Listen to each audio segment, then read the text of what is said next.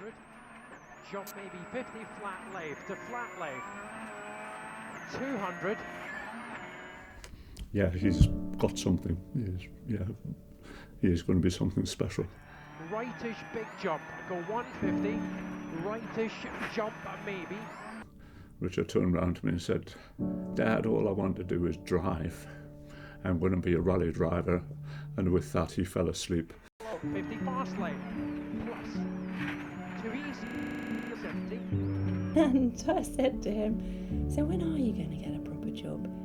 And he said, I think I'm going to make this my proper job." Right, and flat right in, to right max, 150. Crest 30, flat left. The moment when we crossed the line on the last stage to win the championship, Richard turned to me and he started screaming. He just went, "You're the best in the world." Right 40, flat left and flat left. Braking long 70, medium right plus, and medium right. The phone rang and I thought, "Oh, that'll be Richard. He'll be here." And it was Richard's trainer, and he said Richard's collapsed. My first reaction was, he's exhausted. There's all this pressure on him, and it's getting too much. So I just dropped everything I was doing and jumped in the car and went up to the hospital to see what was going on. So we had the checks the next day, had a scan, and then we were called into a consulting room. He said to us, "Guys, I've got something in my head that shouldn't be there. It's not good news." And that was that. I just remember Richard was very calm. Richard was very, very much like, right, okay, what do I do now? What's next? Whereas I was completely beside myself. Gliomas are quite a high-grade brain tumour. And within a week or two of the radiotherapy starting, Richard declined massively, and he went downhill quite quickly, I think because of the swelling in the brain from the radiotherapy. And Zoe, myself, and quite a few other people were spending a lot of time with him. And one minute he would say, I feel perfectly normal. Everything's normal," and then the next minute he'd be quite ill. And by that point, Richard's, which we now know were seizures, these little funny moments he was having, his seizures were longer, they were coming more frequently. Almost seeing his scalp getting burned, hair falling out, it's really, really hard, it's really tough.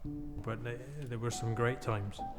He spent a lot of time out of hospital. We spent a particularly great Christmas with Zoe and Zoe's family. And he was in good spirits, even though there were days, dark days, where he would hate the fact it was happening to him. Why is it happening to me? One of the fittest people I've ever met, and he's, dealing with brain cancer, and it's very hard to get your head around that, really. But he gradually got worse to the point where he couldn't walk, and that was really tragic. Yeah. Very. It was terrible to see him having to push him around in a wheelchair. The tumour was just taking its hold, really, and it was spreading quite rapidly, and it had moved into the other side of his brain as well, so it was affecting memory massively, and he still knew who we all were, but he was deteriorating quite badly, and the last kind of 6 months, that's kind of all I remember, really, is him deteriorating in that way, which is horrible, watching the person you love and the person you know who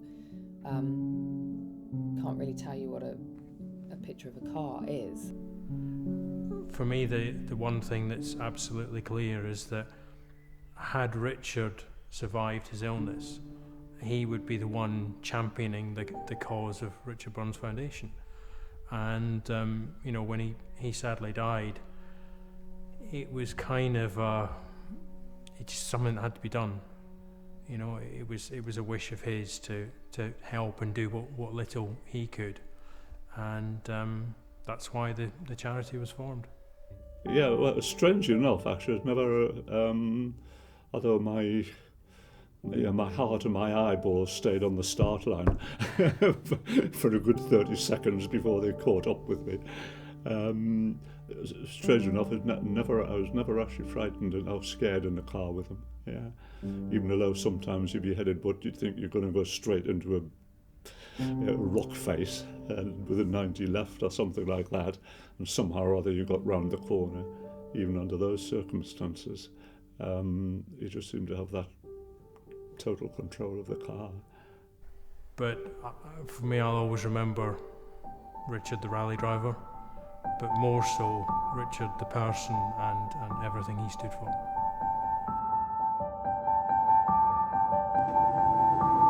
You're the best in the world!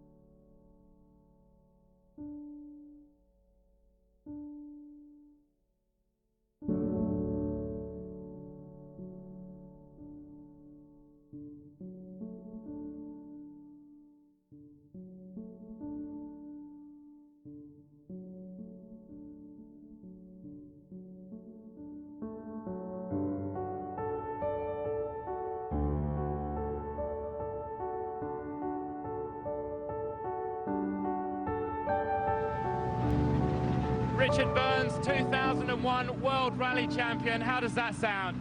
Sounds fantastic. Sounds fantastic.